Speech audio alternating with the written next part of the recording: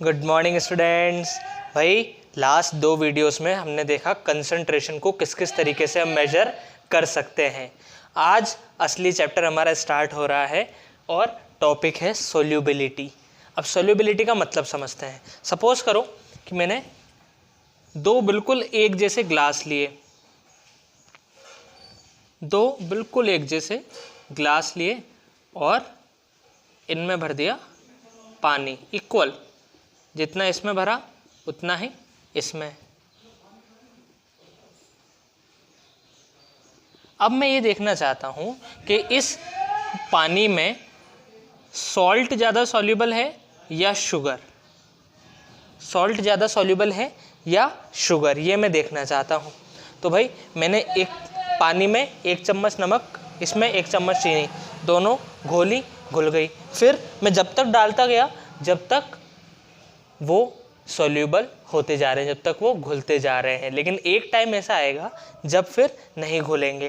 तो मैं ये देख लूँगा किसका वो टाइम जल्दी आ रहा है कि भाई 3 चम्मच नमक के बाद अब मैं घोल नहीं पा रहा हूँ, लेकिन चीनी मैंने 4 चम्मच डाल ली फिर भी वो अच्छे से घुल जा रही है। इसका मतलब नमक ज़्यादा सॉल्यूबल नहीं है चीनी से, शुगर से ज़्यादा सॉल्यूबल सॉल्ट नहीं है वाटर में। तो ये चीज़ होती है सॉल्यूबिलिटी कि गिवन अमाउंट ऑफ सॉल्वेंट में हम कितना मैक्सिमम सॉल्यूट डाल सके जिससे कि वो उसमें सॉल्यूबल रहे।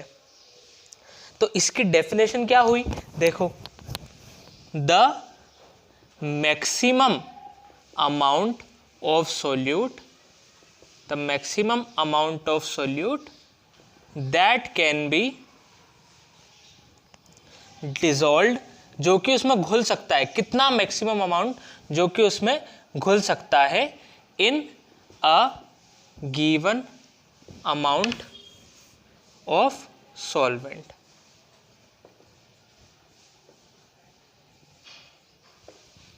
Eight a given temperature. हम सभी को पता है कि भाई टेम्परेचर बढ़ाएंगे तो फिर चीनी और आसानी से घुलने लग जाएगी। चाशनी कैसे बनती है कि भाई पानी में शक्कर को डालते हैं, गर्म करते हैं। गर्म क्यों करते हैं? क्योंकि बढ़ाने से चीनी और आसानी से घुलने लग जाती है। तो टेम्परेचर भी हम चेंज नहीं कर रहे हैं, हम देखना चाहते हैं कि भाई चीनी और नमक में से कौन ज़्यादा सॉल्यूबल है। तो हम डालते जा रहे हैं दोनों को जब तक वो घुलते जा रहे हैं। तो एक टाइम आएगा जब वो घुलना बंद कर देंगे, तो फिर वही हम देखेंगे कि यार कितनी चीनी डालने के बाद उसने घुलना बंद कर दिया। सपोज 5 स्पून शुगर डालने के बाद अब नहीं घुल रही है, और यहाँ 3 स्पून सॉल्ट के बाद ही अब सॉल्ट नहीं घुल रहा है। तो हमें ये पता चल गया कि यार जब पानी दोनों जगह सेम लिया तो 5 स्पून चीनी इसमें घुल गई थी, 5 spoon sugar was soluble.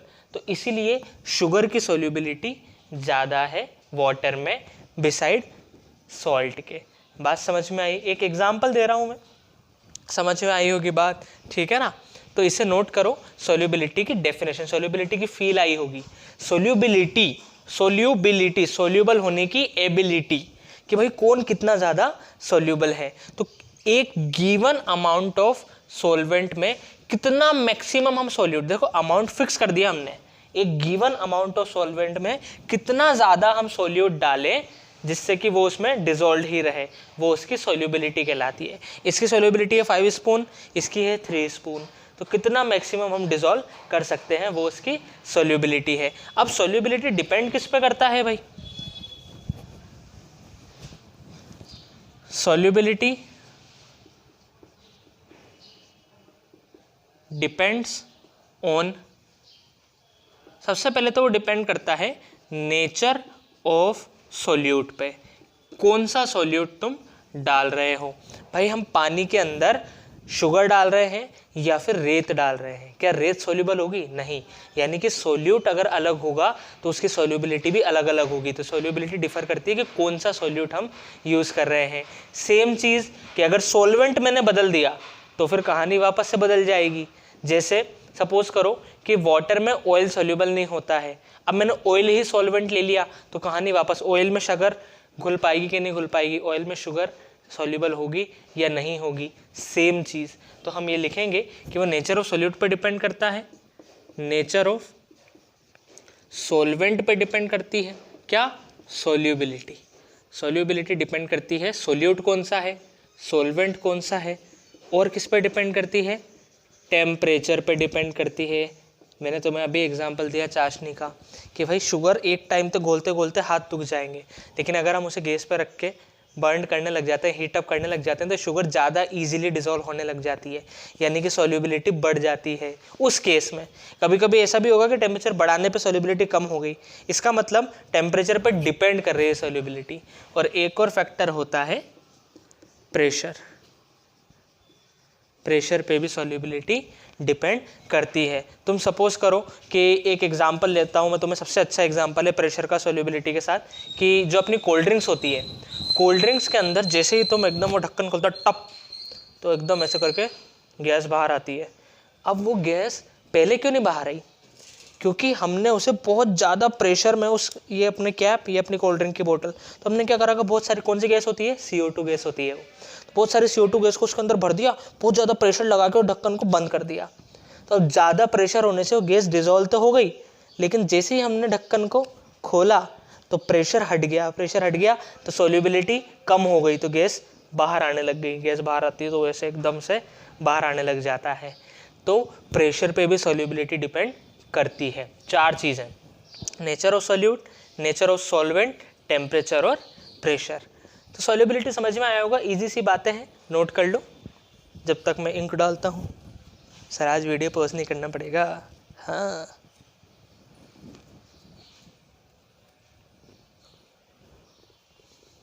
Note ज़रूर करना है, प्रवचन नहीं सुनने हैं, ठीक है।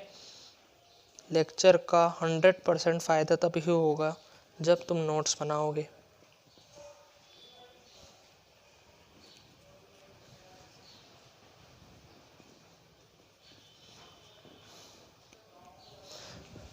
तुम्हें पता है कि नहीं पता है, एक जो लर्निंग कर्व होता है, एक लर्निंग ट्रायंगल होता है। इस लर्निंग ट्रायंगल में एक रिसर्च है, मतलब किसी हार्वर्ड यूनिवर्सिटी या MIT की रिसर्च है। क्या हिल गया क्या मोबाइल? नहीं। हाँ, तो मैं तुम्हें बता ही देता हूँ फिर कि एक हार्वर्ड यूनिवर्सिटी या फिर MIT की रिसर्च है। उन्होंने बहुत सारे लोगों पर ट्राई किया और उन्हें ये पता चला कि भाई एक स्टूडेंट का लर्निंग कर्व, अगर वो केवल सुनता है टीचर की बात को तो उसको उसका 10% याद रहता है। अगर वो सुनने के साथ साथ देख भी रहा है तो उसे उस पूरी बात का 25% के अराउंड लर्न रहता है। अगर वो उस चीज़ को सुनने देखने के साथ साथ लिख भी रहा है तो उसे याद रहता है उस बात का 40%। लेकिन अगर वो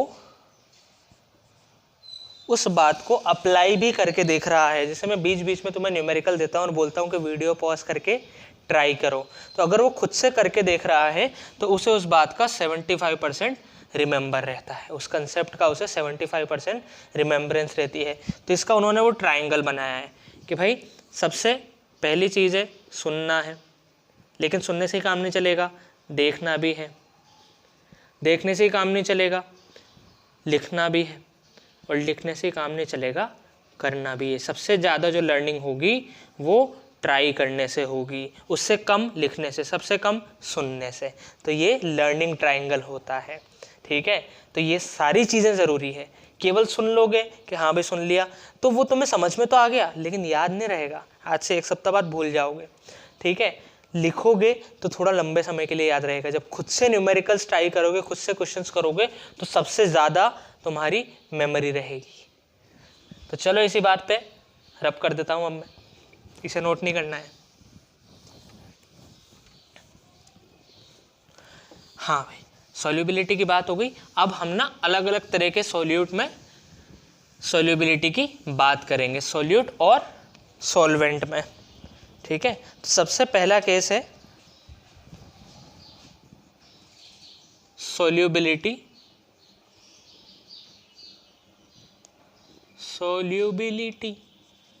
ऑफ सॉलिड इन लिक्विड, यानी कि लिक्विड में हम सॉलिड को डिसॉल्व कर रहे हैं। लिक्विड अपना सॉल्वेंट है और सॉलिड अपना सॉल्यूट। अभी जो एग्जांपल लिया हमने कि पानी में नमक या शुगर डाल रहे हैं, तो सॉल्वेंट पानी लिक्विड है और ये सॉलिड है। सर लिक्विड इन लिक्विड भी हो सकता है क्या? हो सकता है, रूह अफ़ज़ा इन वाटर हुआ कि नहीं हुआ, रसना इन वाटर। तो लिक्विड को लिक्विड में डाल रहे हैं, फिर सॉल्युबिलिटी देख रहे हैं, तो वो भी देखेंगे। सर गैस इन लिक्विड भी हो सकता है, हो सकता है। कहाँ होगा? अभी एग्जांपल दिया कोल्ड ड्रिंक, कि भाई CO2 गैस को हम उस कोल्ड ड्रिंक में डिसॉल्व करते हैं हाई प्रेशर में। तो ये तीनों चीज़ें देखेंगे हम, solubility of solid in liquid, liquid in liquid and gas in liquid. कि भाई लिक्विड में सॉलिड डाला उसके सॉल्युबिलिटी, लिक्विड में लिक्विड डाला रूह अफ़ज़ा या रसना, और लिक्विड में गैस डाला कोल्ड ड्रिंक, उनकी सॉल्युबिलिटी। तो टॉपिक डाल लो भाई। सबसे पहले हम देख रहे हैं solubility of solid in liquid.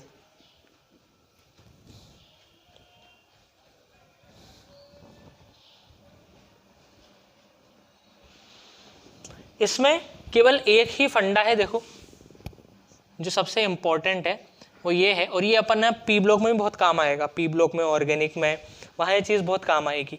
वो फंडा यहाँ सीख रहे हैं अपन कि if the intermolecular interaction, if the intermolecular interaction in solute is, हो बहुत खतरनाक word, intermolecular interaction, is similar to that of solvent, then solute is soluble in solvent। अब सर ये इंटरमोलिकुलर इंटरेक्शन का मतलब क्या है? Intermolecular interaction भाई उसके अंदर जो बॉन्डिंग है, आसान भाषा में कहे तो बॉन्डिंग, केमिकल बॉन्डिंग पढ़ के आए ना 11th में कि पाप करके आए हैं, ठीक है। बॉन्डिंग जो उस सॉल्यूट के अंदर है, अगर वही वाली बॉन्डिंग, जैसे सपोज सॉल्यूट के अंदर कोवलेंट बॉन्डिंग है, तो सॉल्वेंट के अंदर भी अगर कोवलेंट बॉन्डिंग है तो फिर वो डिसॉल्व हो जाएंगे। अगर सॉल्यूट के अंदर कोवलेंट बॉन्डिंग है, सॉल्वेंट के अंदर आयनिक बॉन्डिंग है, तो फिर डिसॉल्व नहीं होंगे। ये बात बहुत इंपॉर्टेंट है, पढ़ा भी है तुमने शायद 9th-10th में, लाइक डिसॉल्व लाइक। अब रट तो लेते हैं लेकिन समझ में नहीं आती है बात। यहाँ पे लाइक का मतलब क्या है? क्या चीज़ सेम होनी चाहिए? बॉन्डिंग सेम होनी चाहिए। यानी कि अगर सार की बात कहें तो अगर सॉल्यूबल होना हो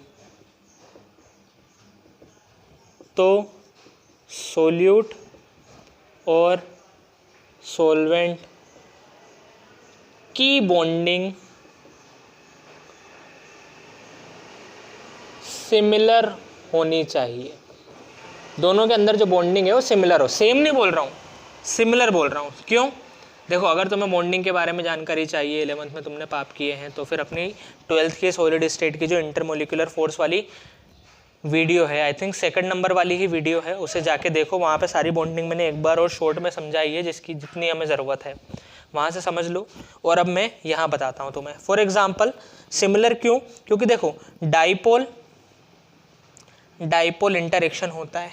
डाइपोल डाइपोल इंटरेक्शन भी क्या है? दो चार्ज के बीच में ही तो है बॉन्डिंग, कि भाई सर इधर भी डाइपोल बन गया HCl, तो इस पर पार्शियल पॉजिटिव पार्शियल नेगेटिव, इधर HCl partial positive partial negative, तो ये नेगेटिव और पॉजिटिव चार्ज के बीच का ही तो इंटरेक्शन है। इसी आयनिक बॉन्डिंग भी क्या है? आयनिक बॉन्डिंग में भी Na+Cl- एक पॉजिटिव और नेगेटिव चार्ज के बीच में इंटरेक्शन है। तो अगर अपना सोल्यूट डाइपोल डाइपोल वाला हुआ और सॉल्वेंट आयनिक हुआ तो भी वो सोल्यूबल हो जाएंगे। ये सिमिलर ही तो है, एकदम सेम भी नहीं, सिमिलर होनी चाहिए। लेकिन ऐसा नहीं कि भाई एक कोवेलेंट हो और दूसरा आयनिक हो तब सोल्यूबल नहीं हो। सार की बात क्या है? सार की बात है कि सर सोल्यूट सॉल्वेंट, जब हम सॉलिड इन लिक्विड की बात कर रहे हैं तो अगर अपना सॉल्वेंट और सोल्यूट दोनों में बॉन्डिंग सेम है या सिमिलर है तो फिर वो डिसॉल्व हो जाएंगे, नहीं तो नहीं होंगे। एग्जाम्पल लेते हैं, इसे नोट कर लो, फिर एग्जाम्पल लेता हूँ मैं, है ना। इसे नोट कर लो, फिर एग्जाम्पल लेंगे, एकदम क्रिस्टल क्लियर हो जाएगी मेरी बात।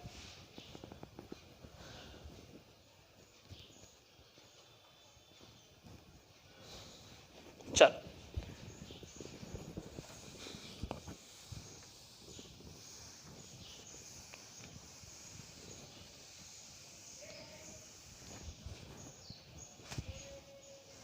Example, NaCl dissolve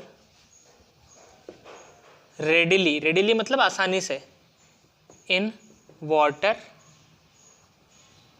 but not in benzene.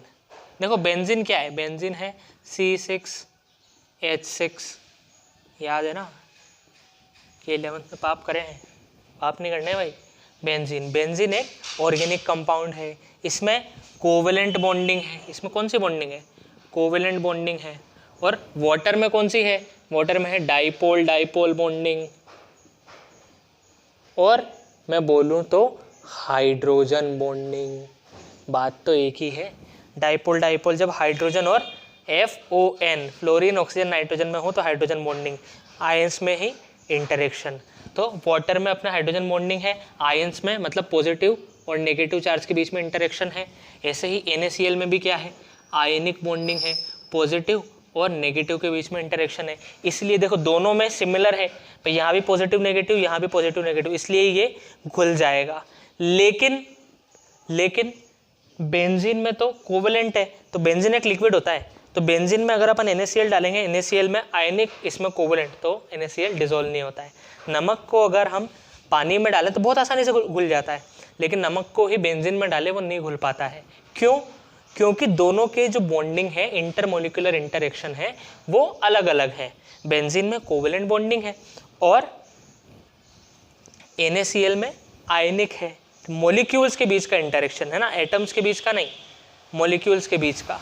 तो बेंजीन के अंदर अगर अपन मॉलिक्यूल्स के बीच के इंटरेक्शन की बात करें तो कौन सा इंटरेक्शन होगा भाई, वेंडरवॉल इंटरेक्शन, या फिर वीक जिसे हम बोलते हैं, वीक बॉन्डिंग। दो बेंजीन के बीच में आपस में वेंडरवॉल होगा, इसीलिए यहाँ पे ये डिसॉल्व नहीं हो पाता है। समझ में आई होगी बात। कोवेलेंट भी तुम बोल सकते हो, कोई दिक्कत नहीं है, ठीक है। तो जब भी हम सॉल्युबिलिटी की बात करेंगे एक सॉलिड की लिक्विड में, सर इतनी बार क्यों बता रहे हो, बहुत इंपॉर्टेंट है ये, पी ब्लॉक में भी काम में आएगी, ऑर्गेनिक में भी काम में आएगी, बहुत सवाल बनेंगे, हर ग्रुप में सवाल बनेगा, सॉल्युबिलिटी वाला और एक बॉइलिंग पॉइंट वाला, दोनों में सेम बातें चलती है। क्या भाई, क्या बात चलेगी कि अगर सोल्यूट और सॉल्वेंट में सेम सिमिलर तरह की बॉन्डिंग है, कौन सी, इंटरमोलिकुलर, इंटर एटॉमिक नहीं, इंटरमोलिकुलर, मोलिकुलर के बीच वाली, तो फिर वो सोल्यूबल है, नहीं तो नहीं है। एकदम सिंपल तरीका है, इससे सारे सवाल हो जाएंगे अपने। तो ये बात याद रख लो। एक और एग्जांपल ले लेते हैं, एंथ्रेसीन, या एंथ्रेसीन की बजाय एक रियल लाइफ वाले एग्जांपल लेता हूँ, नेप्थलीन। जो कपूर की हमारी बॉल्स होती हैं या जो भी है, वो पानी में सोल्यूबल नहीं होती आसानी से, क्योंकि ये भी क्या होती है, कोवेलेंट होती है। तो ये पानी में तो सोल्यूबल नहीं है, लेकिन बेंजीन में सोल्यूबल है, क्योंकि बेंजीन क्या है, covalent. Are not soluble in water but soluble in benzene, क्योंकि बेंजीन भी कोवेलेंट है। तो अगर दोनों में सेम इंटरमोलिकुलर इंटरेक्शन है तो सोल्यूबल हो जाएगा। समझ में आ गई होगी बात, लाइक डिसॉल्व लाइक की पूरी फीलिंग आ गई होगी, नोट कर लो।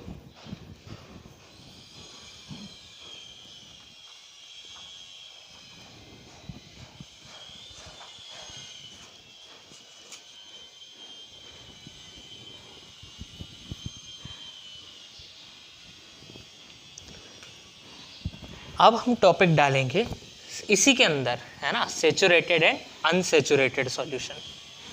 इसी के अंदर एक और कंसेप्ट है, सेचुरेटेड एंड अनसेचुरेटेड सॉल्यूशन। इसका मतलब क्या होता है, ये भी हम 9th-10th में पढ़ चुके हैं, लेकिन एक बार और समझते हैं पापों की वजह से। अनसेचुरेटेड सॉल्यूशन और सेचुरेटेड सॉल्यूशन का मतलब क्या होता है। देखो, सेचुरेटेड सॉल्यूशन वो है कि सपोज करो कि मैं वाटर में शुगर डाल रहा हूँ, घुल रही है, डाल रहा हूँ, घुल रही है, डाल रहा हूँ, घुल रही है, डाल रहा हूँ, घुल रही है। अब एक टाइम ऐसा आएगा जिसके बाद वो घुलनी बंद हो जाएगी, एक टाइम ऐसा आएगा जिसके बाद शुगर घुलनी बंद हो जाएगी। तो उसी पोजीशन को, उसी सॉल्यूशन को हम बोलते हैं सेचुरेटेड सॉल्यूशन। सेचुरेट हो गया वो सॉल्यूशन। अब अगर तुमने चीनी डाली, अब नहीं घुलेगी, बस आ गया उसका मैक्सिमम। जैसे अपन कभी कभी हम भी बोलते हैं कि यार पढ़ते पढ़ते मेरा सेचुरेशन आ गया, अब नहीं पढ़ सकता मैं, अब थोड़ा बहुत टाइम पास ज़रूरत है। तो उस सेचुरेशन का मतलब क्या है कि भाई घोला घोला घोला, एक टाइम के बाद अब घुलना बंद, सेचुरेट हो गया हो, अब नहीं घुलेगा, अब तुम डालो अब नहीं घुलेगी, तो उस सॉल्यूशन को हम बोलते हैं सेचुरेटेड। केमिस्ट्री की भाषा में समझते हैं इसे, आम भाषा में समझ में आया होगा सेचुरेटेड सॉल्यूशन का मतलब। और जो सेचुरेट नहीं हुआ है इसे बोलते हैं अनसेचुरेटेड, उसमें अभी भी हम डाल के घोल सकते हैं, लेकिन सेचुरेटेड में अब डालोगे तो घुलेगी नहीं, सेचुरेट हो गया वो, अब बिल्कुल भी नहीं घुलेगी। जैसे पढ़ते टाइम होता है वही चीज़ कि भाई अब तो किताब खोलवा ही नहीं, आज की पढ़ाई हो गई, तो सेचुरेशन आ गया अपना आज का। समझ में आई बात? टीवी देखने में तो कभी सेचुरेशन आता नहीं है, पबजी में कभी आता नहीं है, बस पढ़ाई में आता है। सेचुरेटेड एंड अनसेचुरेटेड सॉल्यूशन सबके साथ ही होता है, ऐसा नॉर्मल बात है, जिसमें मज़ा आएगा उसमें सेचुरेशन नहीं आएगा। तो सेचुरेटेड को केमिस्ट्री की भाषा में समझते हैं। तो होता क्या है कि जब सॉल्यूट और सॉल्वेंट मिक्स होके सॉल्यूशन बनाते हैं, तो ये जो प्रोसेस होती है बच्चों, ये रिवर्सिबल होती है। रिवर्सिबल का मतलब क्या है? रिवर्सिबल का मतलब ये है कि सॉल्यूट मिलकर सॉल्यूशन भी बना सकते हैं और सॉल्यूशन से हम सॉल्यूट सॉल्वेंट भी बना सकते हैं, ये दोनों चीज़ें होती है। तो जब अपन सॉल्यूट को सॉल्वेंट में डालते हैं तो शुरुआत में तो वो घुलता है, यानी कि सॉल्यूशन बनता है, लेकिन रिवर्स प्रोसेस भी साथ के साथ चलती रहती है। सॉल्यूट सॉल्वेंट मिलके डिसोल्यूशन हो रहा है तो सॉल्यूशन बन रहा है, लेकिन सॉल्यूशन को अगर अपन क्रिस्टलाइज कर दें तो सॉल्यूट अलग हो गया, सॉल्वेंट अलग हो गया। तो होता क्या है, दोनों प्रोसेस साथ में चल रही है, लेकिन शुरुआत में डिसोल्यूशन ज़्यादा होता है और क्रिस्टलाइजेशन कम होता है। शुरुआत में ज़्यादा घुल रहा है और ये सोचो कि भाई पानी में चीनी घोल रहा हूँ, वो इमेजिन करो, सबसे बढ़िया एग्जांपल। तो शुरुआत में पानी ही है, चीनी नहीं है उसके अंदर, तो क्रिस्टलाइज क्या होगा? कुछ भी नहीं। लेकिन जैसे ही हम चीनी डाली तो उसके अंदर चीनी आ गई। अब डिसोल्यूशन तो हो रहा है, लेकिन साथ के साथ ही क्रिस्टलाइजेशन भी हो रहा है। उस चीनी को वापस पानी क्रिस्टल भी बना रहा है, खुद के अंदर घोल तो हम रहे हैं, लेकिन पानी उसे वापस क्रिस्टल फॉर्म में भी ला रहा है। लेकिन शुरुआत में डिसोल्यूशन बहुत ज़्यादा होता है, इसीलिए चीनी घुलती जाती है। लेकिन जैसे जैसे टाइम बढ़ता जाता है तो डिसोल्यूशन कम होता जाता है और क्रिस्टलाइजेशन बढ़ता जाता है। अब तुमने अलग से चीनी डाल के घोली तो जितनी तुम घोल रहे हो उतनी ही क्रिस्टलाइज हो गई, इसका मतलब कुछ भी नहीं घुली। जितनी तुमने घोली उतनी ही उसने वापस क्रिस्टलाइज कर दी, तो कुछ घुली ही नहीं। पहले क्या होता, जितने तुम घोल रहे थे उससे कम क्रिस्टलाइज हो रही थी तो घुलती जा रही थी। लेकिन एक टाइम बार बार डाल डाल के एक ऐसा टाइम आ गया जब डिसोल्यूशन जितना हो रहा है उतना ही क्रिस्टलाइजेशन हो गया, मतलब अब कुछ भी चीनी नहीं घुल सकती। तो उस चीज़ को हम बोलते हैं सेचुरेशन। जब जितना डिसोल्यूशन हो रहा है उतना ही क्रिस्टलाइजेशन हो गया, तो अब घुल ही नहीं सकता है कि भाई जितना घुलेगा उतना ही बाहर आ जाएगा, तो घुल ही नहीं सकता है, further dissolution is not possible. तो इस स्टेट को हम बोलते हैं सेचुरेटेड सॉल्यूशन। अब सॉल्यूशन सेचुरेट हो गया भैया, अब एक्स्ट्रा नहीं घुलेगा। तो इसे लिखेंगे, लिखते से और अच्छे समझ में आएगी बात। एनसीईआरटी की भाषा में ही लिखवाता हूं मैं तुम्हें। व्हेन अ, पहला point, solid solute is added to a solvent, two process, दो प्रोसेस होती है भाई, कौन कौन सी? Dissolution and crystallization occur at the same time, occur at the same time, दोनों प्रोसेस होती हैं। अब इनिशियली शुरुआत में डिसोल्यूशन ज़्यादा होता है, तो ये बात हम लिखेंगे, dissolution is more and crystallisation is less. ठीक है, शुरुआत में डिसोल्यूशन ज़्यादा, क्रिस्टलाइजेशन कम। इसके नीचे का विजिबल है क्या? हाँ भाई। तो फिर जब हम घोलते जाते हैं तो आफ्टर सम टाइम डिसोल्यूशन तो कम होता जाता है एंड क्रिस्टलाइजेशन बढ़ता जाता है। विद टाइम लिखते हैं, विद टाइम, टाइम के साथ dissolution decrease and crystallisation increase and hence a time come, एक टाइम आ जाता है, एक टाइम कम्स या फिर एक स्टेट आ जाती है when dissolution is equal to crystallization, यानी कि जितना, और अच्छी लैंग्वेज में लिखते हैं, चलो इसे शॉर्ट में लिखते हैं, when amount of solute dissolved is equal to amount of solid crystallized, भाई जितना वो डिसॉल्व हुआ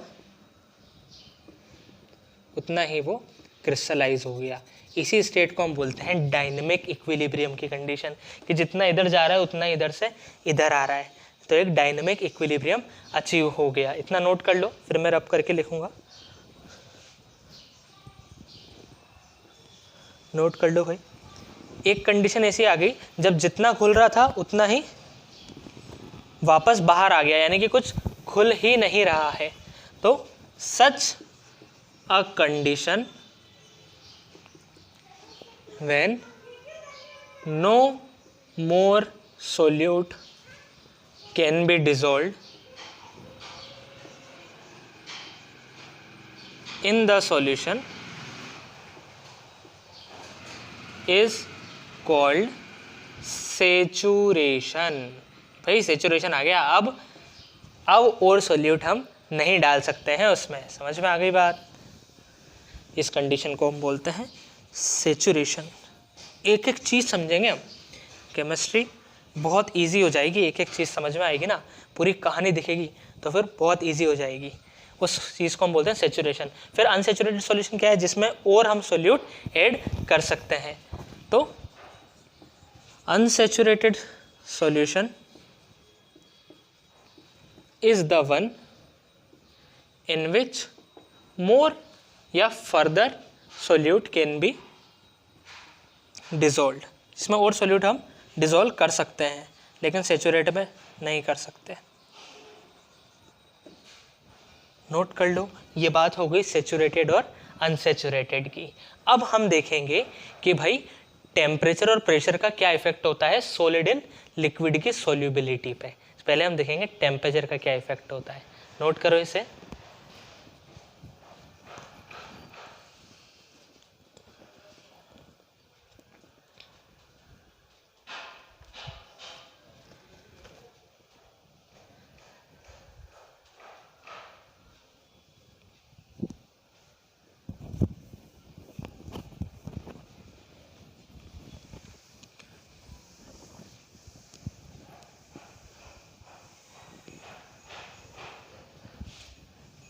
इसी के अंदर हम देखेंगे effect of temperature on solubility of solid in liquid.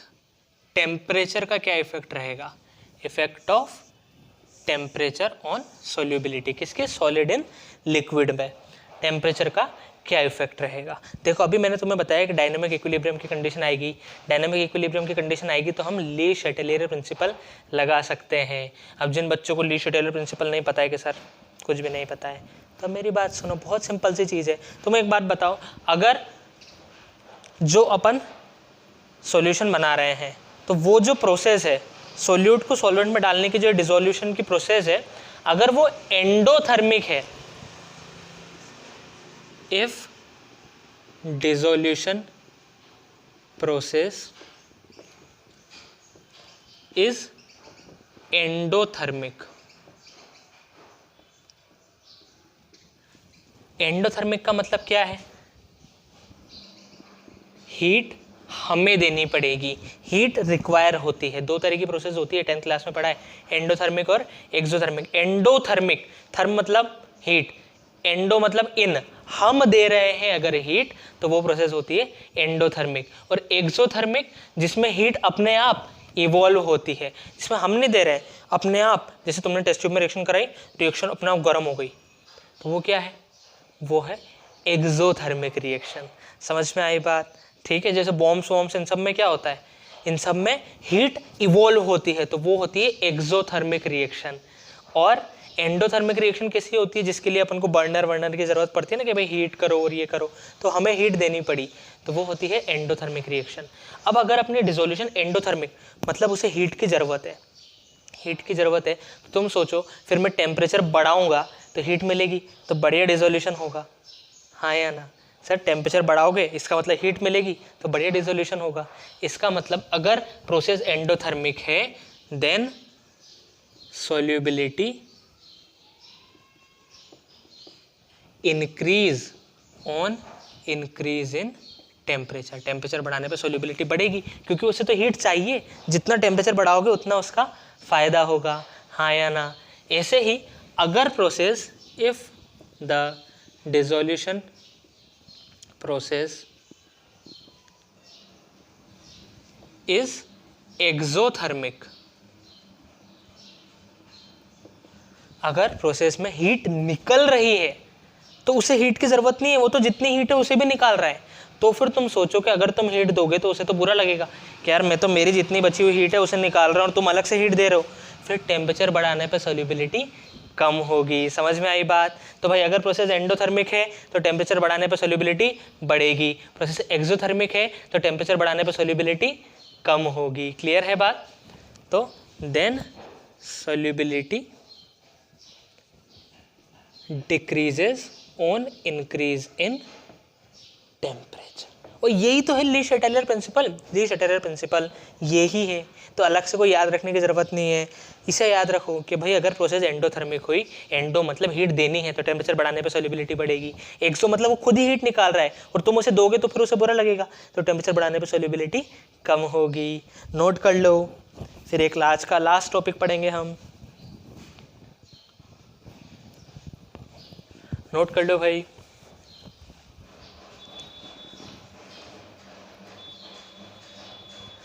ठीक है, अब हम देखेंगे इफेक्ट ऑफ प्रेशर। प्रेशर का क्या इफेक्ट होता है, और बहुत खुशी के साथ मुझे ये कहना पड़ रहा है कि प्रेशर का कुछ भी असर नहीं होता है। जब अपना सोल्यूट अगर सॉलिड है ना, सोल्यूट क्या है, सॉलिड है, तो फिर प्रेशर का कुछ भी फर्क नहीं पड़ता है। प्रेशर का फर्क पड़ता है लिक्विड के केस में और गैस के केस में, आने वाले दो केसेस में। जब सोल्यूट सॉलिड होता है तो प्रेशर बढ़ाने कम करने से सोल्यूबिलिटी पे कुछ भी फर्क नहीं पड़ता है। Solubility does not change solubility of solid, क्योंकि अपना सॉल्यूट सॉलिड है, उस पर तो पहले ही ज़्यादा प्रेशर है, सॉलिड फॉर्म में है, उसका प्रेशर का उस पर कुछ असर ही नहीं होगा। Solubility of solid in liquid does not depend on pressure, यानी कि प्रेशर बढ़ाओगे कम करोगे सॉल्युबिलिटी उतनी ही रहेगी। Does not depend on pressure. समझ में आई बात? बस, तो आज इतना ही पढ़ना था अपन को। क्या क्या पढ़ा हमने एक बार जल्दी से रिवाइज कर लेते हैं, ठीक है। सबसे पहले हमने देखा सॉल्युबिलिटी क्या होता है, कि गिवन अमाउंट ऑफ सॉल्वेंट में कितना हम सॉल्यूट डाल सकते हैं, वो कहलाती है सॉल्युबिलिटी। 4 चीज़ों पर डिपेंड करती है। एक तो नेचर ऑफ सॉल्यूट, सॉल्यूट कैसा है, सॉल्वेंट कैसा है, नेचर ऑफ सॉल्वेंट, टेम्परेचर और प्रेशर। अब हम देख रहे हैं सबसे पहला कि अगर लिक्विड में सॉलिड डालेंगे तो उसकी सॉल्युबिलिटी कैसी होगी। सॉल्वेंट अपना लिक्विड है और सॉल्यूट अपना सॉलिड है, तो उसकी सॉल्युबिलिटी कैसी होगी।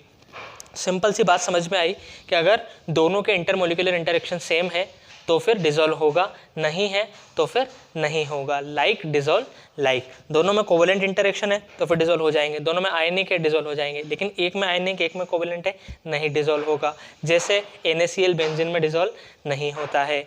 इसके बाद हमने देखा सैचुरेटेड सॉल्यूशन और अनसैचुरेटेड सॉल्यूशन क्या होता है। तो सैचुरेटेड सॉल्यूशन तो वो होता है जिसमें और ज़्यादा सोल्यूट नहीं डाल सकते, बस आ गया उसका सैचुरेशन, तुमने डाल के ख़त्म कर दिया, अब तुम डालोगे तो वो घुलेगा ही नहीं। डाल तो सकते हो लेकिन वो घुलेगा ही नहीं। अनसैचुरेटेड जिसमें डालो बढ़िया घुलेगा। और फिर हमने देखा कि टेम्परेचर का क्या इफेक्ट पड़ता है भाई solubility of solid in liquid पे। तो भाई सॉलिड की अगर हम बात करें तो सर अगर प्रोसेस एंडोथर्मिक है तो टेम्परेचर बढ़ाने पे सॉल्युबिलिटी बढ़ेगी, प्रोसेस एक्सोथर्मिक है तो टेम्परेचर बढ़ाने पे सॉल्युबिलिटी कम होगी। प्रेशर का कोई इफेक्ट नहीं पड़ता है। इतनी बातें पढ़ी है हमने आज, इतना ही। कल हम देखेंगे solubility of liquid in liquid and gas in liquid में से किसी एक को शुरू करेंगे हम। ठीक है, तब तक के लिए बाय बाय।